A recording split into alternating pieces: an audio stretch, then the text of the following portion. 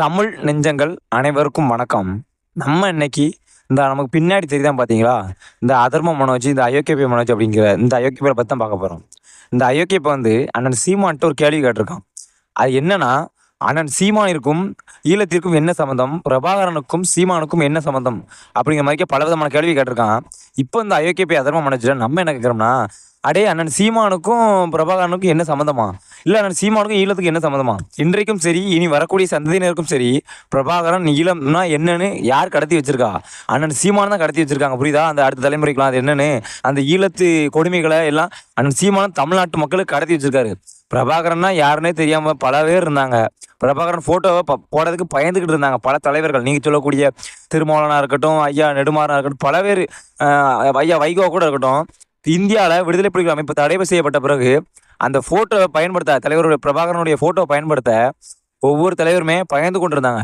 அப்போ அண்ணன் சீமான் வந்து என்னை அரெஸ்ட் பண்ணுவியா, என்ன தேசத்துறை வழக்கு போடுவியா, தேசிய பாதுகாப்பு சட்ட வழக்கு போடுவியா, எதுனாலும் போடு, என் தலைவனோட போட்டோவை நான் வைக்கத்தாண்டா செய்வேன் அப்படின்னு வச்சு, எந்த தலைவனோட போட்டோ வச்சா தடையோ இப்போ அந்த தலைவனோட போட்டோ வச்சு அரசியல் கட்சி ஆரம்பிச்சு இந்த அளவுக்கு வளர்ந்துருக்காருன்னா, இதுக்கு மேலே தலைவர் பிரபாகரனுக்கும் சீமானுக்கும் என்ன தொடர்புன்னு கேட்க உனக்கு என்னடா மண்டையில் அறிவு இருக்காடா? அதுவும் இல்லாமல் ஈழத்துக்கும் அண்ணன் சீமானுக்கும் என்ன தொடர்பா?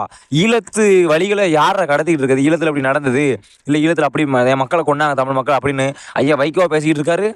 இல்லை நீ சொல்லு ஐயா அண்ணன் திருமாவளவன் பேசிக்கிட்டு இருக்காரா? ஏடா இவங்க 2 பேர் கட்சி ஆரம்பிச்சிருக்காங்க. 2 பேர் கட்சியிலையும் தலைவர் பிரபாகரன் ஃபோட்டோ போட்டு பார்த்துருக்கேன் நீ என்னைக்காது? இல்லத்துக்காக நாங்கள் போராடலன்னே சொல்லலப்பா. இல்லத்துக்காக ஐயா வைகவும் உதவி பண்ணார், அண்ணன் திருமாவளவனும் உதவி பண்ணார். நான் இவங்களை வந்து நீங்கள் போராடலை, நீங்கள் விடுதலை புலிகள் அமைப்பு ஒன்றும் செய்யலைன்னு நான் சொல்லலை. ஆனால் தடை செய்யப்பட்ட பிறகு, தலைவர் பிரபாகரனுடைய போட்டோவும் தடை செய்யப்பட்ட பிறகு, அந்த போட்டோவை எந்த அமைப்பு தடை செய்யப்பட்டதோ அந்த அமைப்போட கொடியும் வச்சு, அந்த அந்த அமைப்பினுடைய தலைவருடைய போட்டோவையும் வச்சு ஒருத்தன் வளர்ந்து வந்திருக்காங்கன்னா இந்தியாவில் இன்னைக்கும் அந்த அமைப்பு தடை தான். ஆனால் அண்ணன் சீமான் பயன்படுத்துறாரு அந்த போட்டோவை. ஏன் உங்கள் ஐயா வைகோவால் பயன்படுத்த முடியல? ஏன் உங்கள் அண்ணன் திருமாவளவனால பயன்படுத்த முடியல? என்ன பிடிங்கிக்கிட்டு இருக்காங்க? அப்போ பயமா அரெஸ்ட் பண்ணிடுவாங்க, தேசத்துறை வழக்கு போடுவான்னு. அதுக்கெல்லாம் பயப்படாதான் எங்கள் அண்ணன் சீமானு. புரிஞ்சுக்கோ. இப்போ நீ சொல்லு பார்ப்போம், உங்கள் ஐயா வைகோவும் திருமாவளவனும் எங்கே இருக்காங்க? எங்க அண்ணன் சீமான் எங்கே இருக்கான்? யோசிச்சு பாடுறா. கொஞ்சமாவது மண்டல அறிவு இருக்கு, நீ யோசிச்சு பாரு. அதனால சும்மா அண்ணன் சீமானுக்கும் பிரபாகரனுக்கு என்ன தொடர்பு, அண்ணன் சீமானுக்கு ஈழத்துக்கு என்ன தொடர்பு, தலைவர் பிரபாகரனுக்கு சீமானுக்கு என்ன தொடர்பு, இதெல்லாம் வேற வண்டியா போய் கேளுங்கடா. எல்லாம் எங்களுக்கு தெரியும்டா. யார் தமிழ் இனத்துக்காக உண்மையாக போராடுதா, யார் தமிழ் இனத்து தலைவரை தூக்கி நிப்பாட்டுதா? ஏடா அண்ணன் சீமான் என்ன சொல்லுதாரு? நான் ஒன்றும் உங்களுக்கு தலைவர் கிடையாது, தலைவர் பிரபாகரன் தான் உங்களுக்கு தலைவர் அப்படின்னு சொல்லுவாரு. உங்க அரசியல் கட்சி திமுக அப்படி சொல்லுவாரா? நான் ஒன்றும் தலைவர் கிடையாது, உங்களுக்கு பிரபாகரன் தான் தலைவர் திமுக அப்படின்னு உங்க ஐயா திமுக தலைவர் முத்துவேல் கருணாநிதி ஸ்டாலின் சொல்லுவாராடா? இல்லை நீ சொல்லக்கூடிய ஐயா வைகோ சொல்லுவாரா? நான் ஒன்றும் உங்க கட்சிக்கு தலைவர் கிடையாது, உங்க கட்சிக்கு தலைவர் பிரபாகரன் தான் தலைவர் சொல்லுவாரா? ஆனால் எங்க என்ன சொல்லுவா, நான் தமிழ் கட்சிக்கு நான் வந்து ஒரு நானும் உங்களை போல ஒரு ஆள் தான். ஆனால் நம்ம எல்லாத்துக்கும் ஒரே தலைவர் பிரபாகரன் தான்.